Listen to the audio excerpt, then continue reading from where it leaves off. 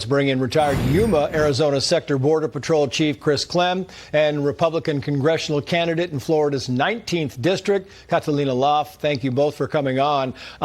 Chris, to you first. I want to go back, if we can put those pictures back up. This is in Arizona. This is your territory, Chris, where you have the ICE headquarters there in the Phoenix area that literally get shot up. No injuries, but you look at this and you're like, there could have been injuries, could have been fatalities easily. That's the kind of stuff that you have to worry about. Yeah, I don't believe this was just random. This was clearly somebody wanted to send a message to try to scare federal agents and federal authorities because of all the hype. And I don't want to sound like a broken record, but this vitriol, this rhetoric that progressives and socialists and the far left of the Democratic Party have been putting out, categorizing and demonizing ICE. This is why these idiots will go and do this kind of stuff. And this isn't the first time. Yeah. We had the incident in Dallas when people were killed. So thank goodness nobody was hurt. Yeah, it really is kind of amazing. And this is a one-sided issue where you have the protesters and people are like, these people are trying to do their jobs and they are doing yeoman's work out there and they get nothing but pushback. 75 schools now suspected, Catalina,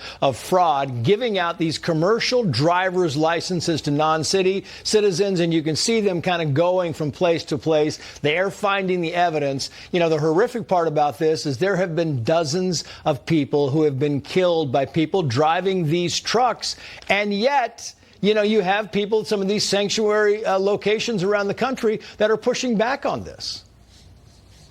Yeah, thank you to President Trump and Secretary Mullen and Secretary Duffy for cracking down on the abuse and fraud.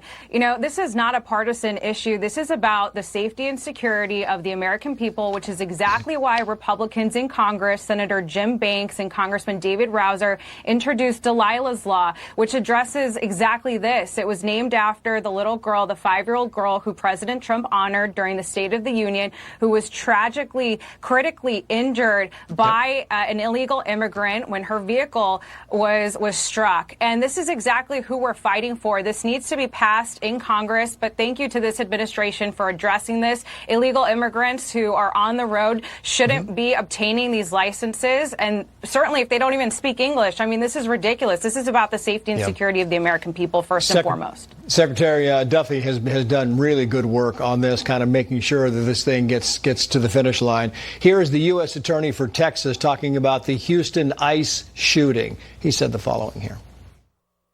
At some point, 2 of the 4 officers got out of their vehicles and instructed the non-compliant aliens to put the van in park. Preliminary information indicates the driver shifted the van into reverse, then forward again, while an officer was partially inside the van or immediately next to it. We draw no decisive conclusions and believe federal law enforcement will conduct a thorough investigation. This van tried to flee twice, and the second time is when this happened, and you had an ICE officer who was partially in, partially out of this van, and when you take off, I mean, all bets are off. That's a way to get an ICE agent killed. Yeah, no, that's a bad situation. A couple things to take apart here.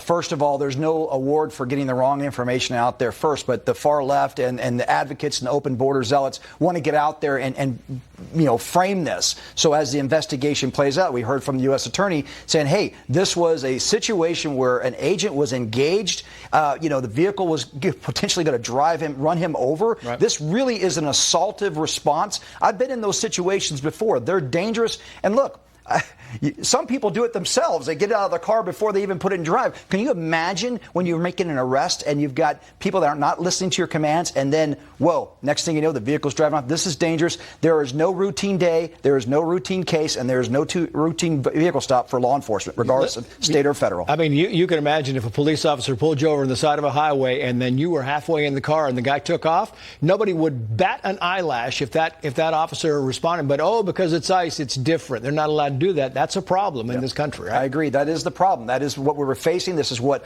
all law enforcement at the federal level, what they're out there doing the job that Congress has asked them to do, that the executive has got the power to do it, whether it's at the border or across the country or it's working on CDL violations. Couple of issues of bad behavior. One is a V-over brawl in an Arizona In-N-Out burger thing. Put this up there, Catalina, because you had this. There was a monsoon apparently outside.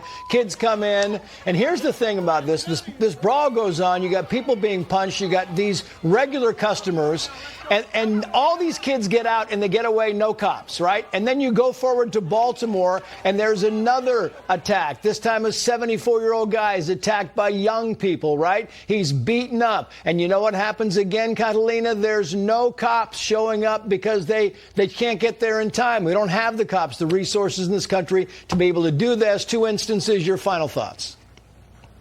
Yeah, no, first of all, this is because of lax liberal policies and also parenting. But imagine just doing an everyday thing like getting gas or getting a cheeseburger and having to be, subjected to this type of behavior and violence. That's why people are moving to places like Southwest Florida where we don't have these issues. We crack down on law and order and people feel safe in our communities. And it's a disgrace that this is happening in liberal cities all across the country. Yeah. Catalina, Chris, thank you both.